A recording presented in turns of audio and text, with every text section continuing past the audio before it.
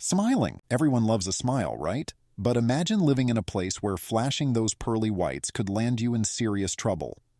In North Korea, it's actually illegal to smile on July 8th, the anniversary of Kim Il-sung's death. Break this rule, and you might find yourself in a concentration camp or worse. It's not just smiles that are banned. Being loud, having a drink, or celebrating a birthday can all get you in hot water on this somber day. Current leader Kim Jong-un took it up a notch with an 11-day mourning period for his dad, Kim Jong-il. During this time, laughing, drinking, and even shopping were off limits. So, on July 8th and during those mourning periods, it's best to keep your joy on the down low. Wearing jeans. Fashion is our way of saying, "This is me," but in North Korea, expressing yourself through clothes can land you in serious trouble. Imagine the president himself declaring skinny jeans a no-go because they're too Western. Yep, no skinny jeans allowed. Get caught rocking those slim fits and you'll find yourself in court, penning a confession about your fashion crimes. You're stuck there until someone brings you something more appropriate, and your boss gets a heads up about your rebellious wardrobe. And it's not just skinny jeans. Dyed hair and piercings are also off limits. In Chongjin, patrols even raid popular hangouts to catch fashion offenders, so if you're in North Korea, keep it conservative, or face the fashion police. Getting a new haircut. Craving a fresh new look? In North Korea, your options are as limited as a fast food menu. There are exactly 28 approved haircuts to choose from. Women get 14 styles, mostly short, because married women are expected to keep their hair cropped. Men, they can't grow their hair longer than 2 inches, 5 centimeters. And forget about rocking spiky or dyed hair. Those aren't socialist hairstyles.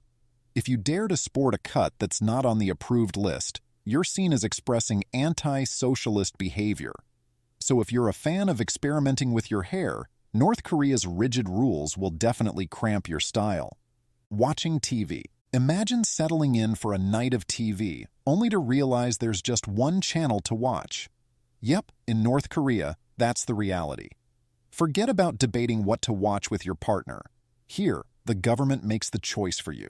North Koreans can't watch foreign television or listen to outside radio. It's state-run media all the way. The government bans anything that could expose its citizens to Western culture. Owning a TV or radio capable of tuning into anything other than official North Korean media, that's illegal. So, while we might take for granted our endless streaming options, North Koreans are stuck watching the same state-approved content over and over again. Driving. Getting around in North Korea is like being stuck in a never-ending episode of Survivor. Only 1 in 100 people can own a car, making driving a rare privilege. And if you're a woman, forget about it. Unless you've got a male escort. Women aren't allowed to drive at all, even if they're traffic officers. At one point, women couldn't even ride bicycles. Imagine that. Thankfully, that rule has changed, and now they can pedal around town. But many women still mainly work in the home, caring for their families. Those who work often trade in local markets while their husbands hold state-run jobs. So, if you're in North Korea, better lace up those walking shoes or dust off that bike because driving is a luxury reserved for the few. Using the internet. Imagine waking up one day and discovering that the entire internet is off limits. No social media, no online shopping, no cat videos to brighten your day. Sounds like a nightmare, right? Well, that's everyday life in North Korea. The government has such a tight grip on the web that only a handful of privileged folks, think top officials, scientists, and select students, get to see the global internet. For everyone else, there's Kwangmyong, the state-run intranet.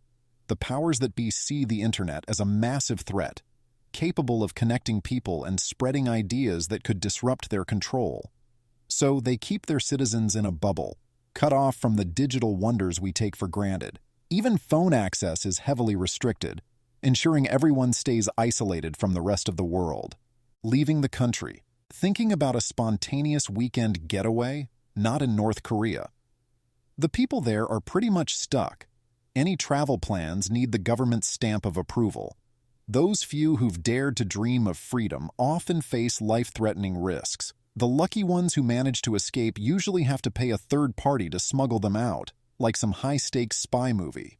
But it's no joke. If they're caught, it's not just them. Their whole family could end up in prison camps or worse, so if you're a North Korean, your vacation plans are limited to a staycation. Forever. Talking on the phone. If you're in North Korea, an international phone call could be a death sentence. No joke.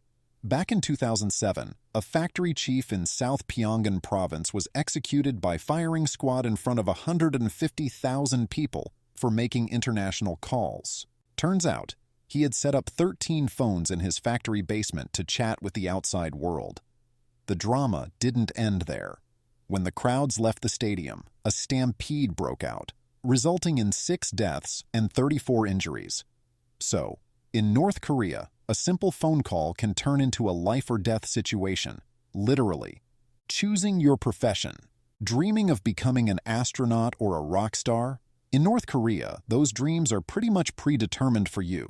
After high school, every citizen must join the military. Men serve for 10 years while women stay until they're 23. Once they've completed their service, they don't get to pick their career.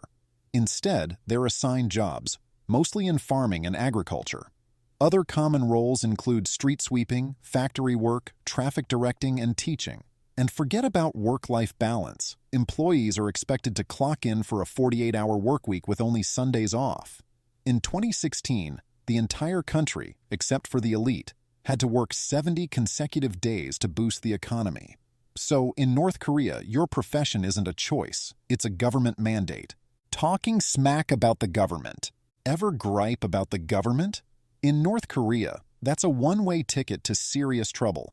Under Kim Jong-un's rule, every citizen must pledge unwavering loyalty and obedience to him, his family, and the state. Anyone who dares to insult or threaten the supreme leader or his family faces imprisonment or even execution.